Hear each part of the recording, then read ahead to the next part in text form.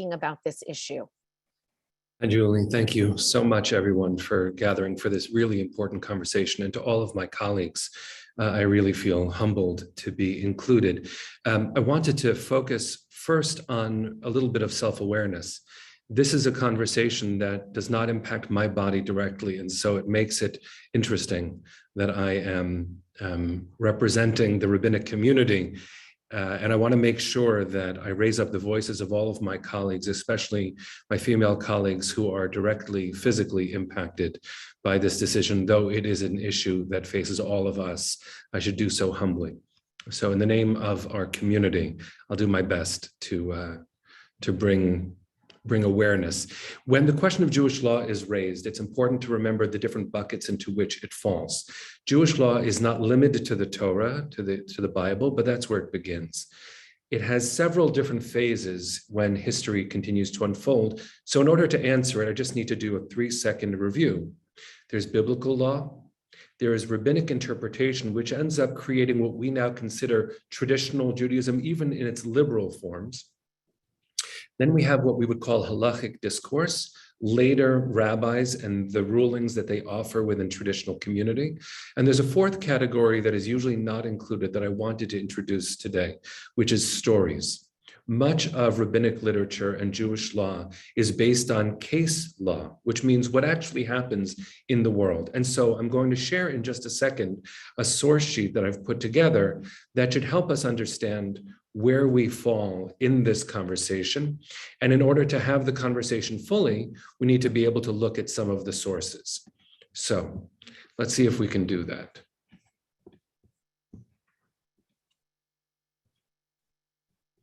Pardon me, my computer is acting up. There you are, and here comes the sources. Okay.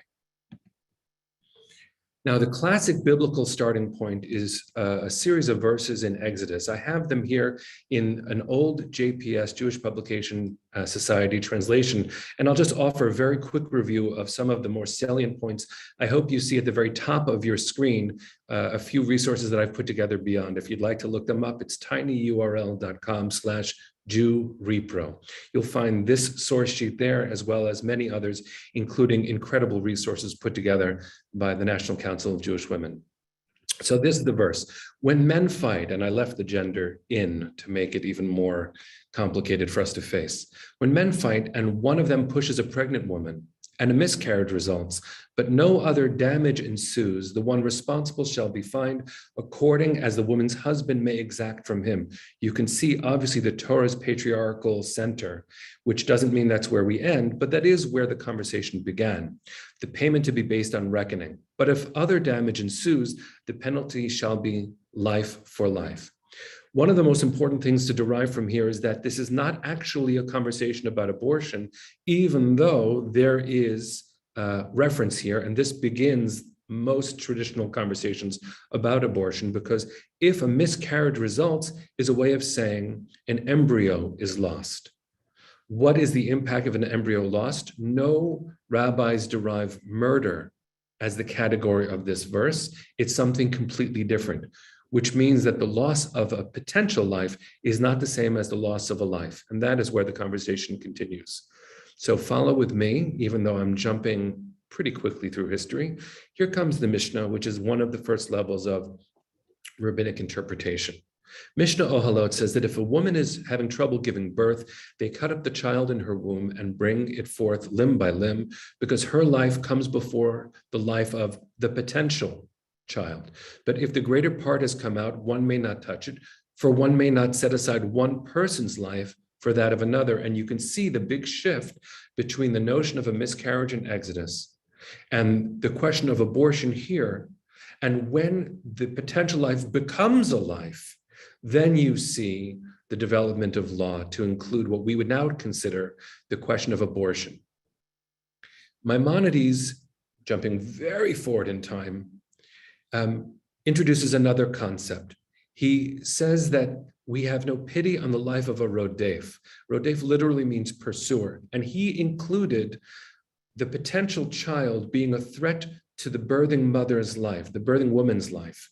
And so even if we would consider a baby born, there was still not born, but almost born, there was still the potential for abortion to be an ethical Jewish legal possibility, because we may not set aside one human life to save another, but what is clear is that this almost life is threatening the life of the mother. Now, that's an extreme example, but in our conversation about late-term abortions, you can see where some sources might have the most permissible ruling, especially in an American context. Look at what Rabbi Menachem Meiri said, and then I'll bring us back face to face.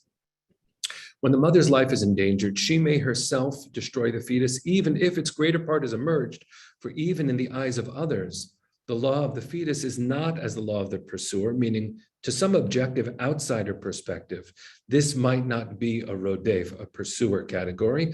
The mother may yet regard the fetus as pursuing her. Why do I share all of this?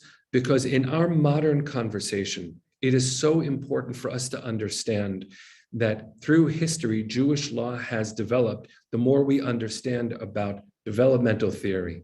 But what's really important in an American context, because this becomes part of a Jewish discourse, even though it isn't a Jewish conversation, is the notion of ensoulment. You'll hear people say life begins at conception, but that is not a Jewish idea.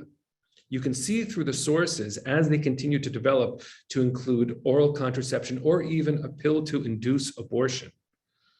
It's important to understand that in Jewish terms, life begins at birth and potential life begins with God. And everything in between is a gray area that rabbis across the spectrum have supported always a woman's health, always over a potential life, even to the very last point of pregnancy.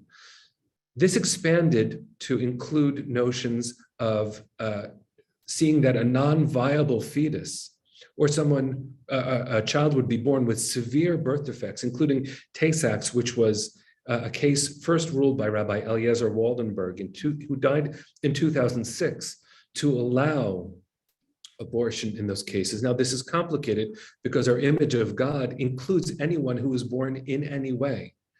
But what I mean to say most of all, in response to a very seemingly simple question from Julie, is Jewish law always values the life of a full person, of the potential birthing woman over the potential life. That is the short answer to the question.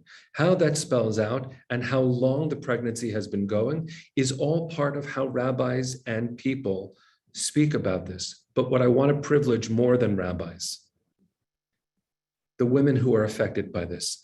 And because we've been watching the news, the girls who are affected by this.